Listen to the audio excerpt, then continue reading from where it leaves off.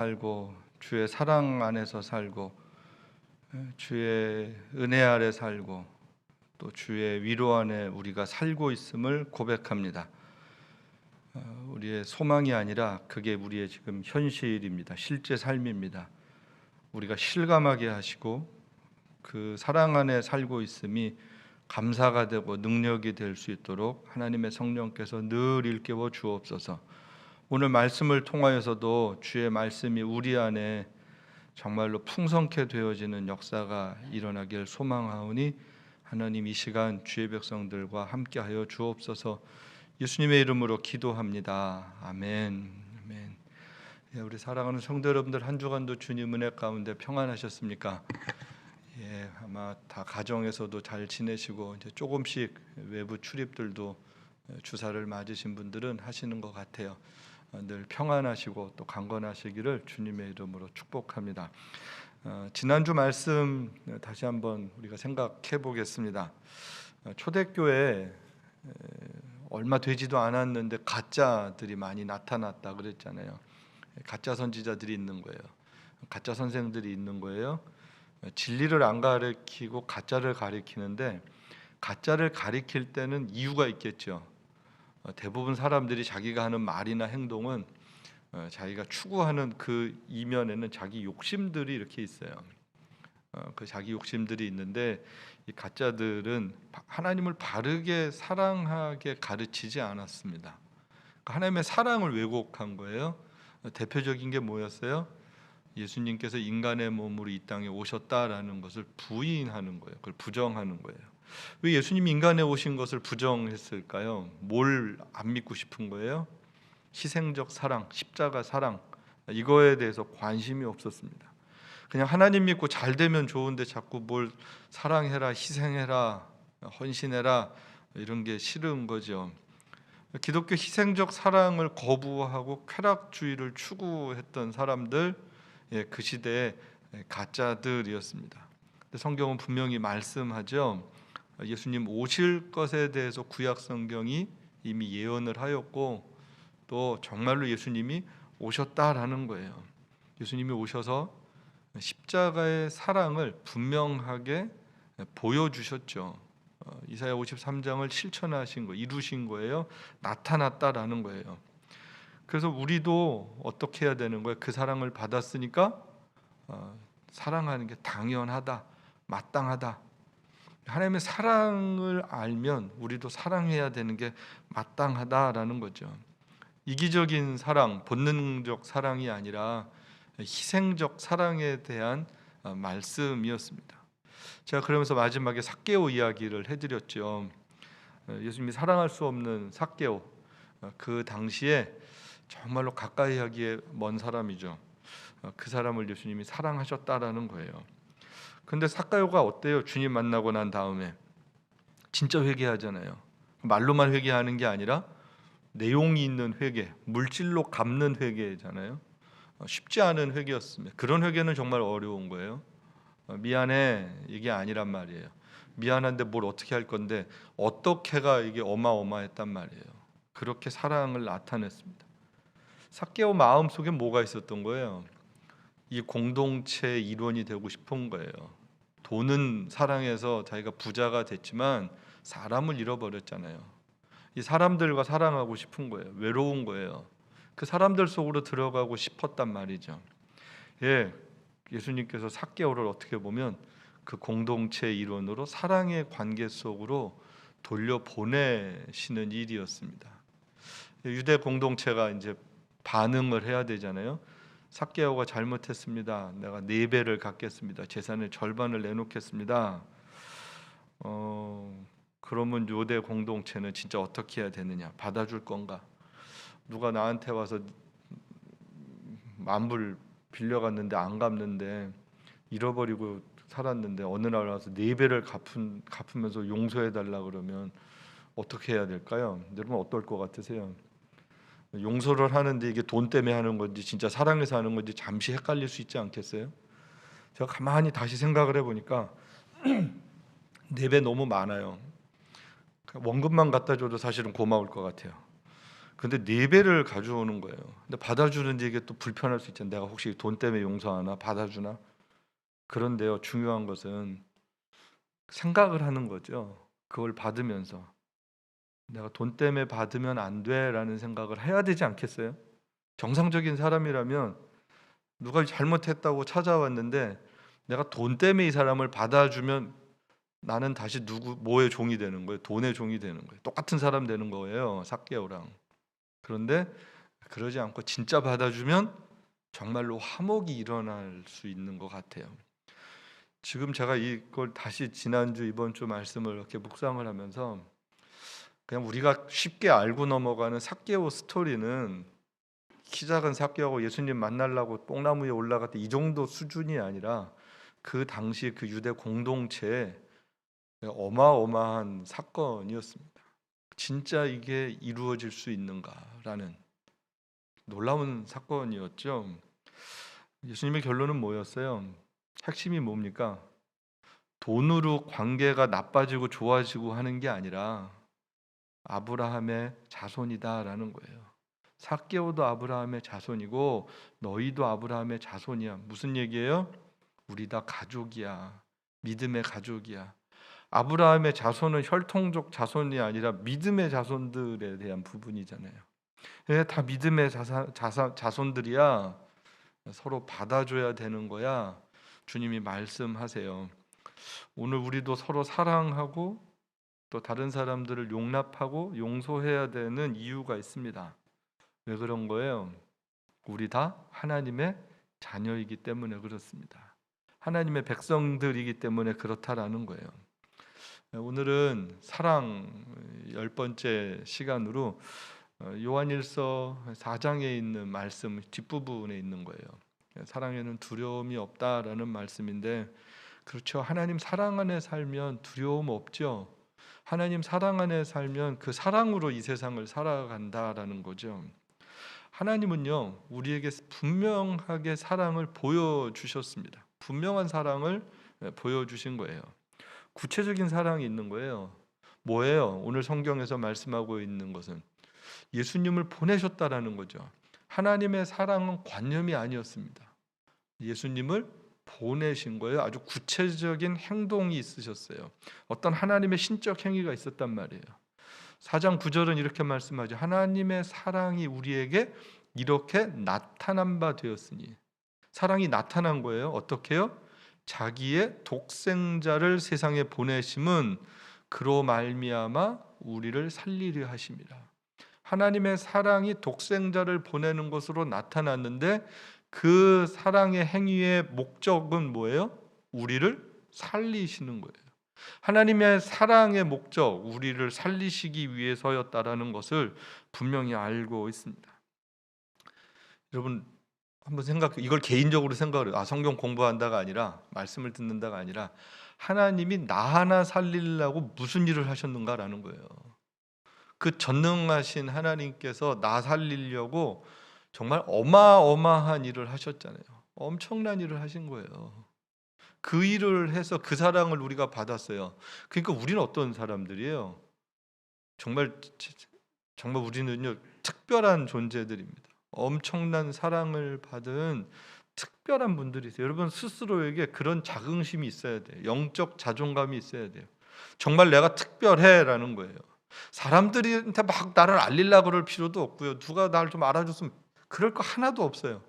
그냥 하나님의 사랑이 나를 위해서 이렇게 어마어마한 일을 하셨어 그러는 순간, 그걸 진짜 알게 되는 순간은 이게 정말 말할 수 없는 감동과 감격과 부요함이 있는 거예요. 하나님 안에서의 부요함을 아는 거예요. 이 부요함이 없어가지고 열등감도 생기고요. 이게 정말 이상해지는 거거든요. 우리의 행동이나 삶이 막 누가 좀 알아줬으면 좋겠고 그 사랑이 채워지질 않아서 그래. 하나님의 사랑이 무엇인지를 모르면 계속 무슨 사랑을 그리워해요? 사람들의 사랑을 그리워해요.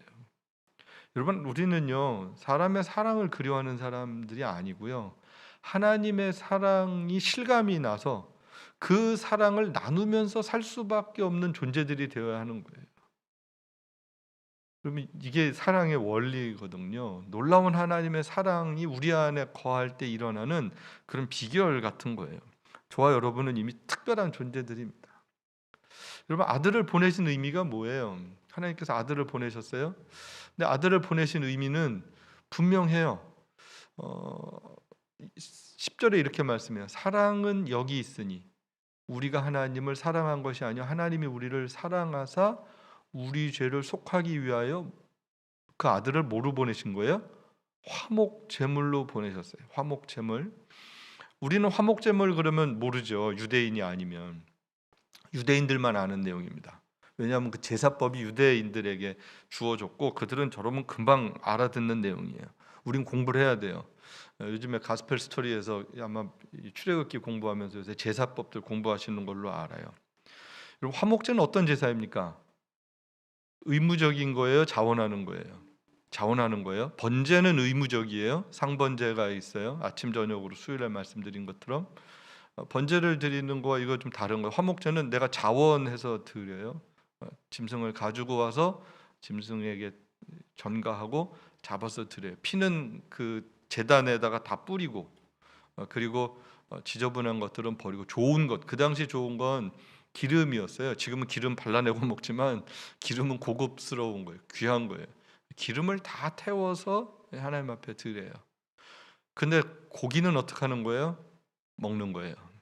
같이 예배를 참여했던 사람들, 화목의 제사에 참여했던 사람들, 이 사람들이 기쁨으로 제사를 드리고 교제를 하는 거예요. 음식을 먹으면서. 이게 화목제입니다. 여러분 가만히 한번 생각을 해보세요. 화목제의 마무리가 뭐라고요? 화목의 식사 시간이에요. 화목하게 식사를 하는 게 화목제사의 순서 가운데 하나였다라는 거죠. 이 모습이 가장 유사한 게 뭐겠어요? 화목제를 생각하면 예수님의 성만찬입니다. 유월절 어린 양의 잔치예요. 내 살 내 피를 먹고 마시는 화목제가 가장 그거랑 유사해요. 초대교회 예배 가운데 그래서 빠지지 않고 늘 소중하게 있었던 게 뭐예요? 성만찬이었습니다. 이걸 빠지지 않고 하는 거예요. 그리스도의 십자가가 우리의 화목의 제사였다라는 것을 기억하고 이걸 늘 예배 시간마다 믿음으로 고백하고 그 은혜를 누렸다라는 거죠. 그러니까 그 화목의 제사에 참여한 사람들이 그 식사를 했다라는 얘기는 뭐예요? 모두가 다 그 안에서 뭐 해야 되는 거예요? 서로 화목해야 되는 거예요. 화목해야 되는 거예요. 화목제의 목적은 하나님과 화목된 사람들이 함께 화목하는 거였습니다. 그러니까 서로 사랑하는 게 마땅하도다라는 게 4장 11절의 말씀이잖아요. 그리스도로 화목 제사를 드렸던 사람들은 서로 사랑하는 게 마땅하다라는 거예요. 아니면 화목 제사를 드리지 말든지 이렇게 된다라는 거예요. 이 제사를 드렸으면 마땅하다. 화목하게 되었으니 서로 사랑해야 된다라는 게 지금 요한일서 4장에 나오는 굉장한 신학입니다. 화목과 사랑, 이게 예배가 어떤 관계가 있냐라는 거예요. 근데 사실 우리는 어떠세요? 지금은 좀 다른 상황이지만 서로 사랑이 그렇게 막 말처럼 쉽지 않잖아요. 구호로 되는 게 아니잖아요. 용납하고 받아주는 거, 과거에 잘못했는데 저 사람이 안 잊혀지잖아요. 또 이상하게 내가 잘못한 거는 금방 까먹는데 남이 잘못한 거는 잊혀지지가 않는 거예요. 그게 참 그것 또한 죄인의 DNA 같아요. 남의 잘못만 늘 생각하고 사는 거, 그게 죄인이에요. 죄인들은요 늘 그래요. 잘못만 보는 거예요. 부정적인 것만 보고 말하고 싶고 알리고 싶고, 그 죄인의 DNA 속성이란 말이에요. 예, 미워하지 않는 것도 정말 쉽지 않죠. 생각만 해도 불편할 때가 있거든요. 그런데 화목, 사랑, 이걸 매주일 예배를 드리면서 예배를 드린 사람은 뭐 해야 된다고요? 화목해야 되는 거예요. 사랑해야 되는 거예요. 굉장히 버겁죠. 여러분 1년 내내 버거우실 수 있어요. 그나마 이 말씀을 우리가 같이 모여서 예배를 드리지 못해서 좀 나을 수 있어요. 다 같이 앉아서 이 말씀을 듣는다 그러면 아마 버거우실 거예요. 쉽진 않을 거예요. 근데 우리가 믿음으로 산다라는 게 뭘까? 진짜 믿음으로 사는 게 뭘까?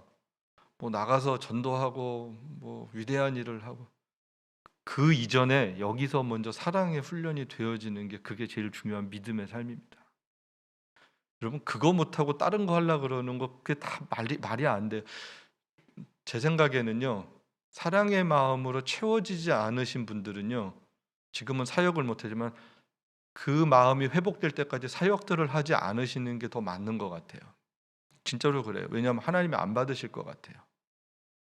여러분 이거 제가 담임 목사로서 교회 사역을 걸고 어떻게 보면 되게 조심스러운 말씀인데 여러분 안에 하나님의 사랑으로 회복되지 않으시면 사역을 안 하셔도 괜찮아요.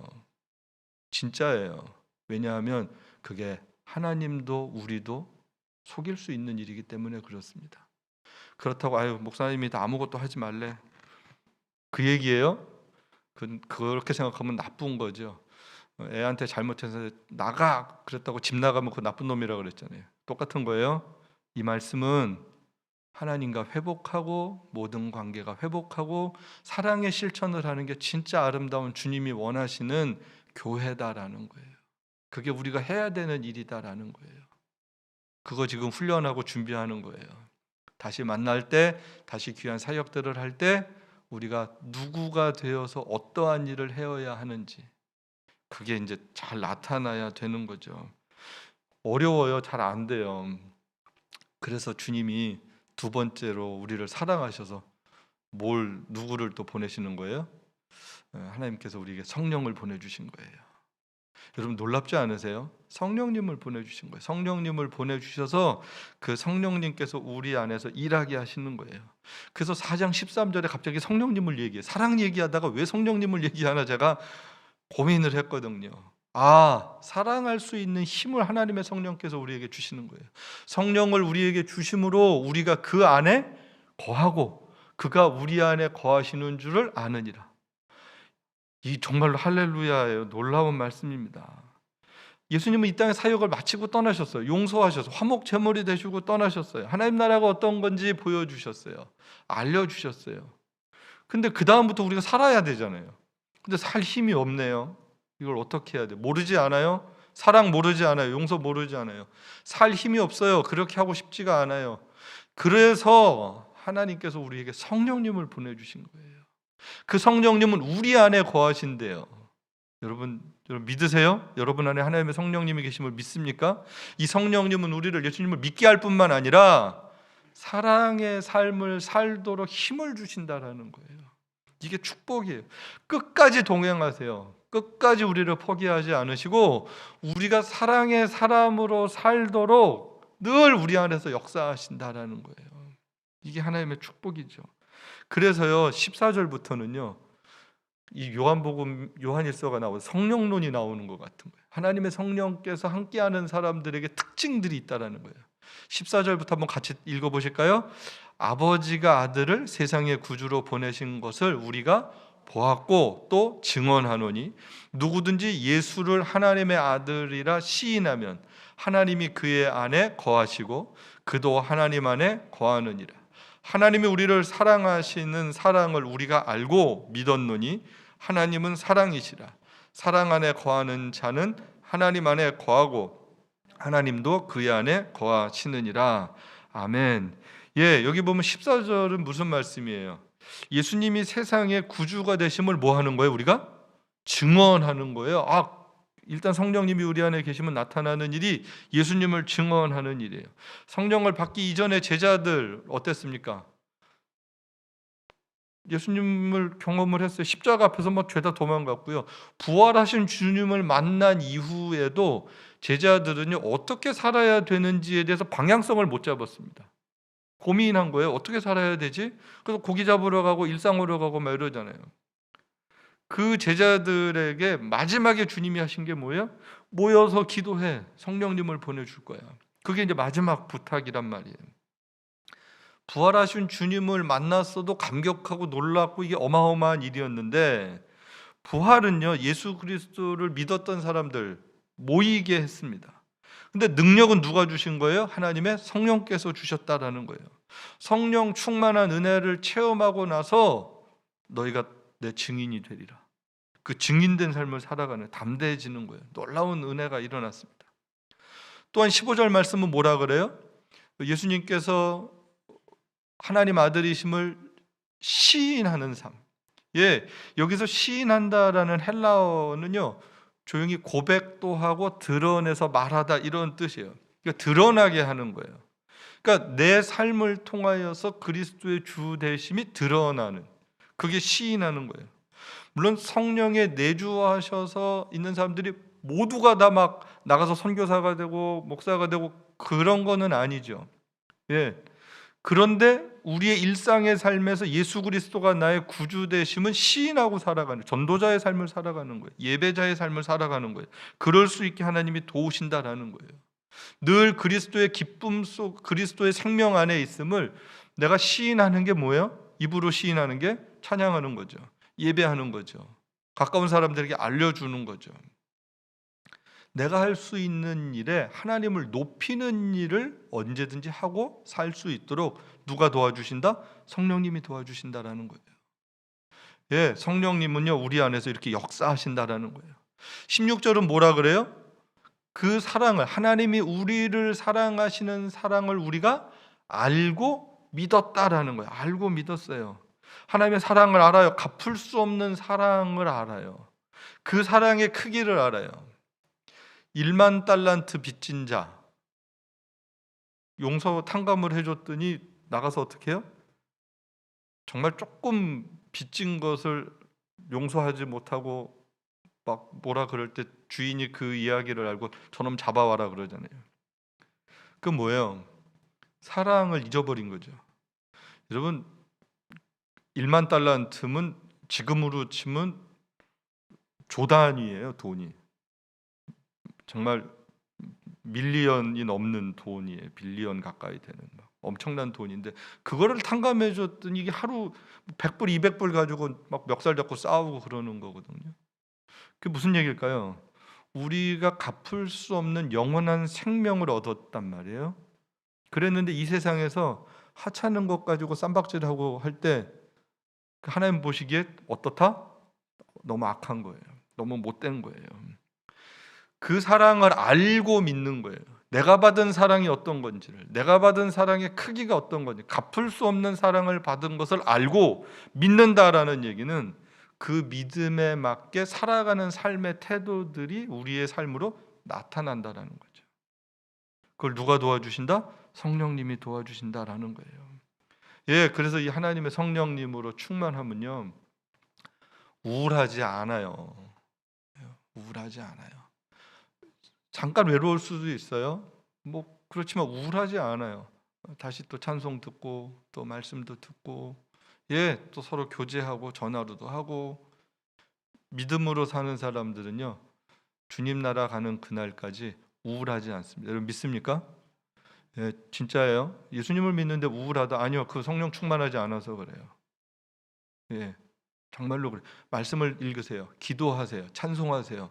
중보기도 하세요. 세계 뉴스를 보세요. 뉴스를 보고 그 나라 사람들, 그 지역 사람들을 기도해 보세요. 우울한가?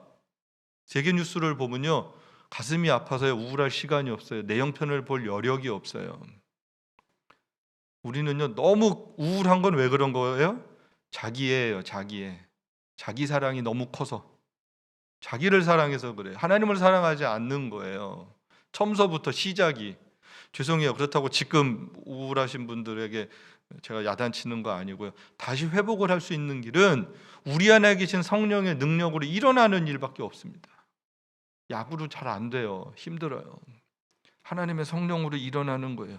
그 찬송가 시인이 기가 막힌 찬송을 했어요. 주님과 함께 동거함을 만민이 알게 하옵소서.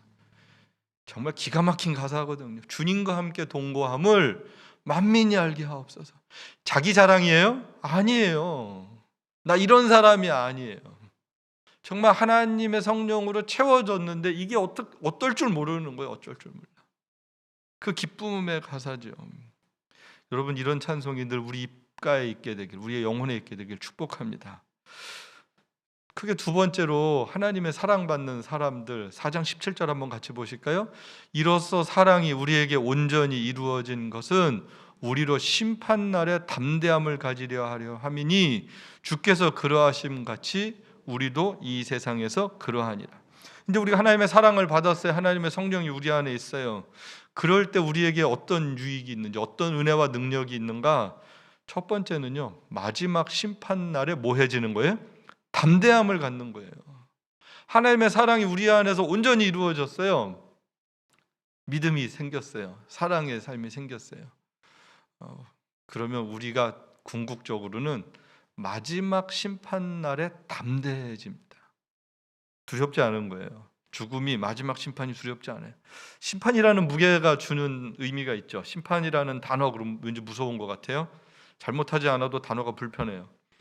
정말 마지막 심판 날, 근데 사실은 우리는 기다리는 날이죠. 우리가 기다리는 날이죠.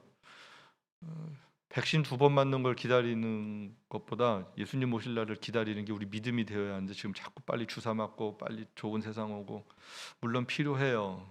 그런데 자꾸 제가 무슨 생각이 드냐면, 뭘 진짜 기다려야 되는지를 자꾸 까먹게 만드는 거예요. 언제 좋은 날 오지? 우리에게 진짜 좋은 날이 뭐예요? 예수님 오시는 날이죠. 성경에서 말하는 마지막 때 주의 날, 영광의 날은 다 하나밖에 없어요. 예수님 다시 오시는 날. 마라나타, 주 예수여 어서 오시옵소서. 그 날을 기다리고 그 날이 두렵지 않은 거예요. 그게 하나님 안에서 살아가는 사람들입니다. 여러분, 우리는 이 담대함을 자꾸 확인해야 돼요. 내 안에 이 담대함이 있는가? 나 하나님 사랑받고 있는데, 그럼 담대한 거거든요. 예, 용기 있는 거예요. 의연한 거예요. 여러분 한번 생각해 보세요. 어떤 능력이 있고 정말 어마어마한 분이랑 가깝게 지내는데, 그분이 어느 날 같이 만나서 교제하자고, 식사하자고, 그러면 여러분 그날 두려울까요? 기쁘고 기다릴까요? 안 두렵죠. 기쁘고 기다리죠. 주님 오시는 날이 여러분에게는 어떤 날입니까? 두려운 날입니까? 기쁘고 기다리는 날입니까? 두렵지 않고 기쁘고 기다리는 날이 될 수 있어야 합니다. 담대함이에요. 그 사람들은요, 세상을 살아가는데, 아까 그 말씀에 보면 그래요. 우리 번역 성경은 조금 애매한데, 주께서 그러하심과 같이 우리도 이 세상에서 그러하다. 담대함을 가지려 함이니, 주님이 마지막 날을 두려워하실까요? 안 그렇죠. 주님의 날인데 주님이 왜 두렵겠어요? 우리가 주님을 만나는 날 두렵지 않죠. 3년 동안 예수님께서 제자들과 사셨어요. 제자들이 자꾸 보여달라 그래요. 예수님께서 깨닫게 해주셨어요. 사랑하는 아들아, 사랑하는 딸아, 너희가 어떻게 살아야 되느냐? 그에 대한 답이 뭐예요? 예수님께서 주시는 답은 나처럼 살아라는 거예요. 저기가 예수님처럼 사는, 주님이 그러하심과 같이 하나님의 사랑을 받으면 주님이 우리 안에 거하시고 그게 충만해지니까 우리의 삶은 누구처럼 사라질 수 있어요? 예수님처럼 사라질 수 있는 거예요. 그 말씀이에요. 여러분, 우리 안에 두세 개가 있죠. 나라는 자아가 있어요. 나의 자아가 추구하고자 하는 삶의 모습들이 있어요. 근데 또 다른 하나님의 생명이 있어요. 그 하나님의 생명이 나를 이끌고 가는 힘이 있어요. 능력이 있어요. 근데 이 두세 개가 부닥칠 때, 우리가 하나님을 사랑한다라는 것은 나의 욕심을 내려놓고 하나님의 뜻에 나의 뜻을 굴복시키는 것이 하나님을 사랑하는 거예요. 예, 내 안에 두 마음이 있을 때 하나님의 뜻에 순종하고 살아가는 것, 그게 하나님 사랑하는 겁니다. 그게 하나님을 예배하는 겁니다. 그럼 하나님의 선하심이 나타나죠. 하나님이 영광 받으시죠. 그게 우리가 예수님처럼 살아가는 삶입니다. 하나님의 사랑을 받는 사람들은요, 그래서요 담대해요. 예, 심판날에 담대하고요, 예수님처럼 살고요.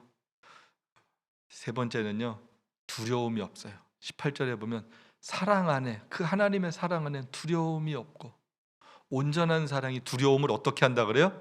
내쫓는데요. 같이 있으면서 아이고 무서워 그러는 게 아니에요. 쫓아버리는 거예요. 여러분 안에 두려움, 불신, 의심 이런 거 다 쫓아낼 수 있게 되길 축복합니다. 이걸 몰아내야 돼요. 갖고 살면 안 돼요. 가지고 있다 틈틈이 확인하면 안 돼요. 내 안에 두려움 그냥 있구나. 그러시지 마시고 쫓아내야 돼요. 의심 쫓아내야 돼요.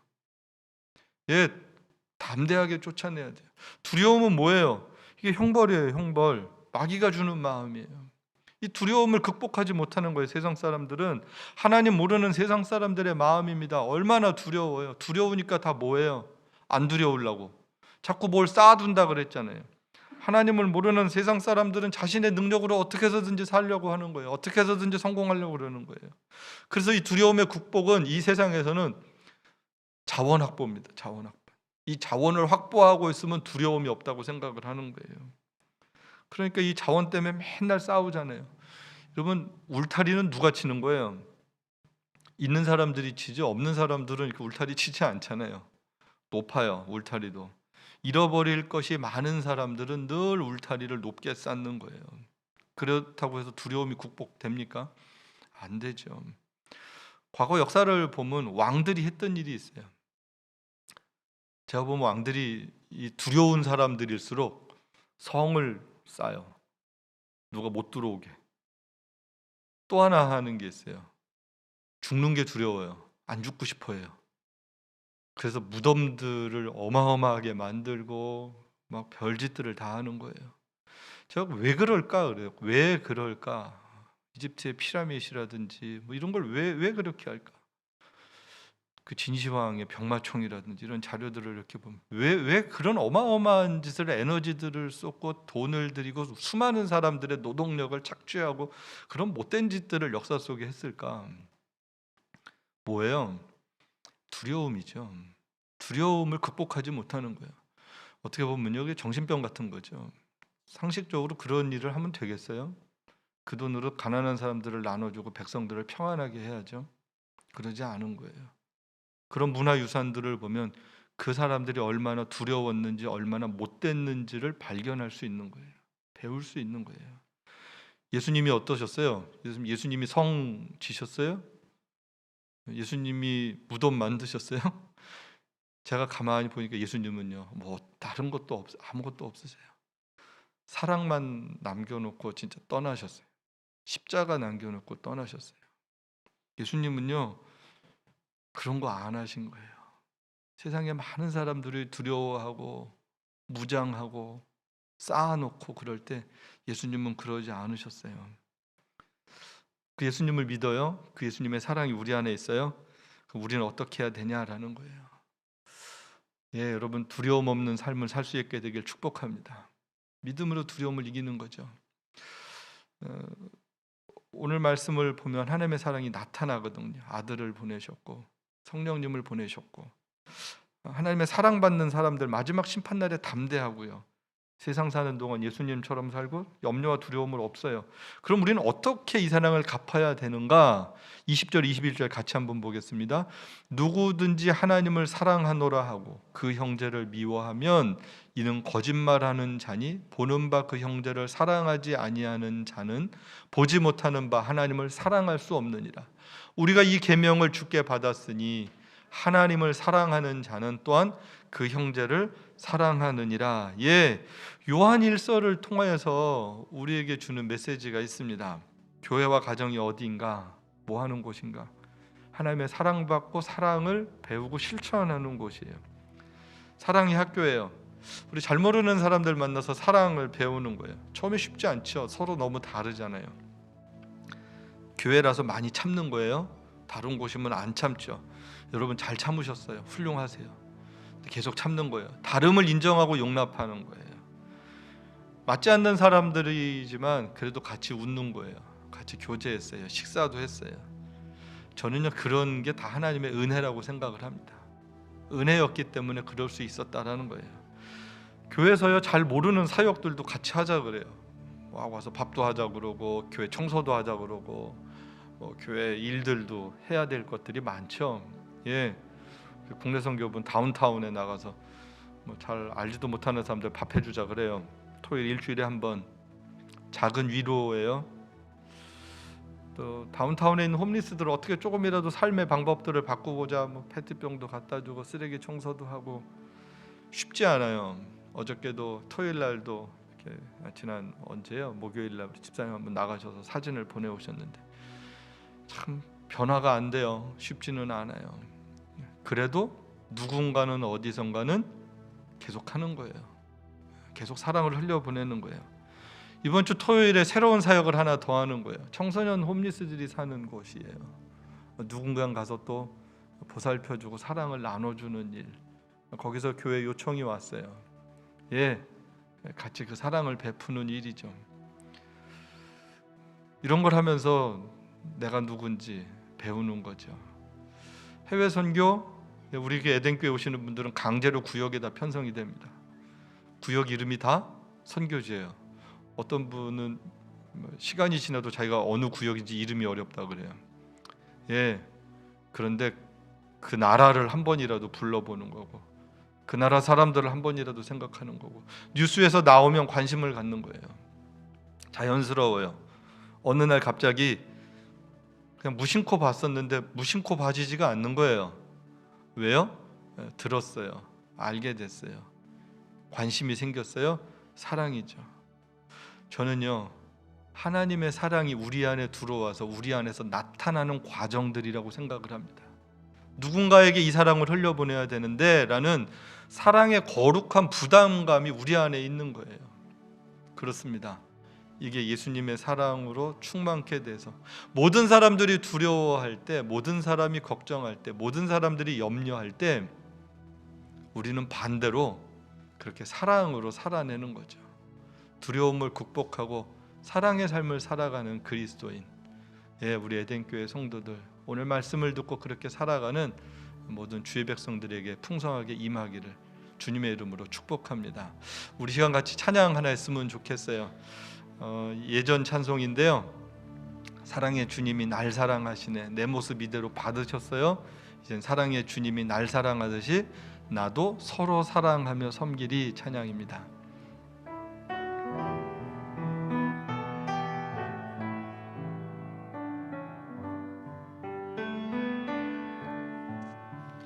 사랑의 주님이 날 사랑하시네.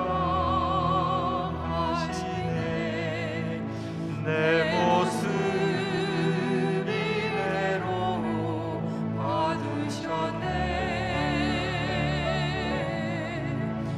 사랑의 주님이 날 사랑하듯이 나도 너를 사랑하며 섬기리. 다시 한번 합니다. 사랑의 주님이 날 사랑하시네.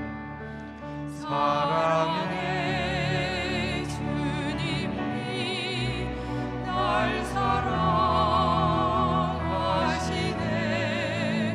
내 모습 이대로 받으셨네. 사랑의 주님이 날 사랑하듯이 나도 서로 사랑하며 섬기리. 우리 시간 같이 기도할 때 날 사랑하신 주님 감사합니다. 내 안에 계신 성령님 감사합니다. 이젠가 하나님의 성령의 충만한 은혜로 나도 사랑하며 섬기며 살 수 있도록 하나님 은혜를 베풀어 주옵소서. 우리 한번 같이 기도하겠습니다. 고마우신 주님, 오늘도 우리에게 말씀을 주셔서 감사합니다. 나를 사랑하기 위해서 하나님은 어마어마한 일을 하셨습니다. 우리는 측량할 수도 없고 이해가 가지 않는 사랑입니다. 그냥 일방적으로 받았습니다. 그래서 우리가 하나님을 아버지라고 부를 수 있게 됐습니다. 그것도 감사한데 하나님의 성령이 우리 안에 거하십니다. 이젠 하나님의 능력으로 살 수 있도록 도우십니다. 일마다 때마다 우리 안에서 역사하시는 그 하나님의 성령, 하나님 아버지 그 성령님의 뜻에 늘 순종하며 살 수 있도록 도와주시길 기도합니다. 하나님 아버지, 그분의 은혜 아래에 거하면 담대합니다. 두려워하지 않습니다. 너무 계산하지 않습니다. 머리 굴리지 않습니다. 우울하지도 않고요, 교만할 수도 없고요, 열등감에 빠지지도 않습니다. 왜냐하면 우리 안에 하나님의 성령님이 계시기 때문에 그렇습니다. 하나님 아버지, 그 하나님의 성령 안에 우리가 거하고 있음을 고백하고 그 하나님 사랑 안에 있음을 감사하고 그 능력 안에 오늘을 살고 있음을 늘 실감할 수 있도록 주님 도와주옵소서.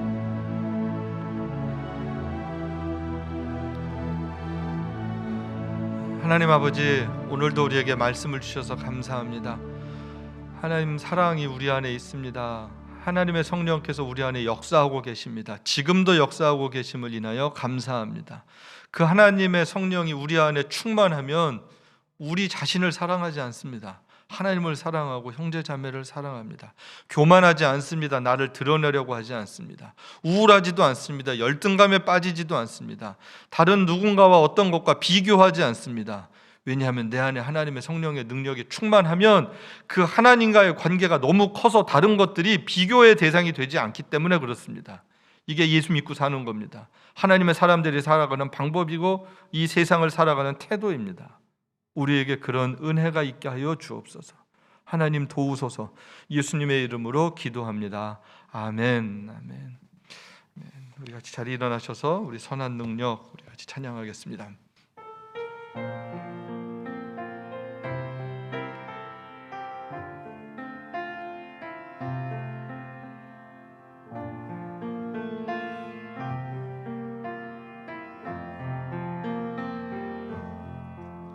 그 선한 힘에 고요히 감사하여 그 놀라운 평화를 누리며 나 그대들과 함께 걸어가네. 나 그대들과 하늘을 여네. 지나간 허물 어둠의 날들이 무겁게 내 영혼 짓눌러도 오 주여 우릴 외면치 마시고 약속의 구원을 이루소서. 그 선한 힘이 우릴 감싸시니 이름으로 일어나리 기대하네. 주 언제나 우리와 함께 계셔. 하루 또 하루가 늘 새로워.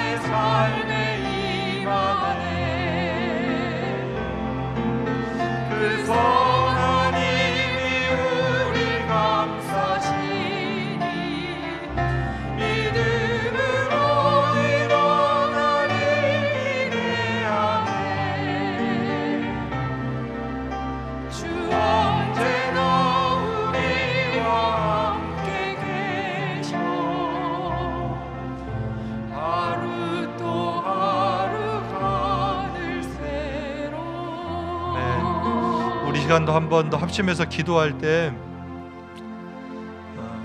정말로 우리 에덴교회 성도들 마음속에 이 시간 우리 자신만이 아니라 우리 교회를 위해서 한번 기도할 때, 하나님 우리 교회 가운데 이 하나님의 사랑으로 충만케 하옵소서. 그래서 하나님, 진짜 하나님의 사랑이 이 지역 사회에 흘러갈 수 있도록 우리를 사용하여 주십시오.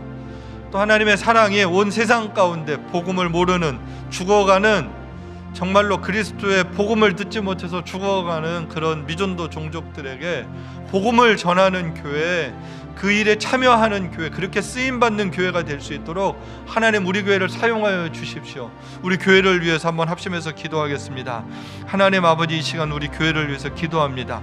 우리 교회를, 이 오레곤 에덴 교회를 하나님 세우셨습니다. 이 지역의 교회로서 이 지역에 하나님 사랑을 모르는 사람들에게, 주의 십자가의 복음을 모르는 사람들에게 하나님 아버지 주의 복음과 사랑을 함께 나누는 교회가 될 수 있도록 은혜를 베풀어 주시기를 간절히 기도합니다.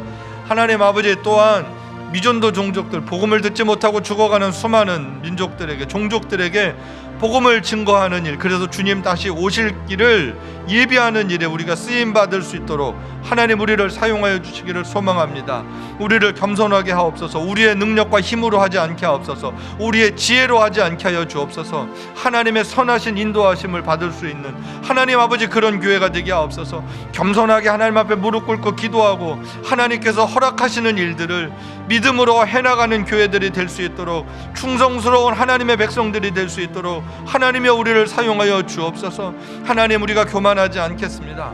하나님 아버지, 우리가 우리를 자랑하지 않겠습니다. 주님을 높이고 주님의 십자가를 높이고 주님의 사랑을 흘려보내는 그런 하나님, 진짜 하나님의 성령으로 충만한 하나님의 교회가 되길 소망합니다. 하나님, 우리에게 은혜를 베풀어 주옵소서. 하나님 아버지,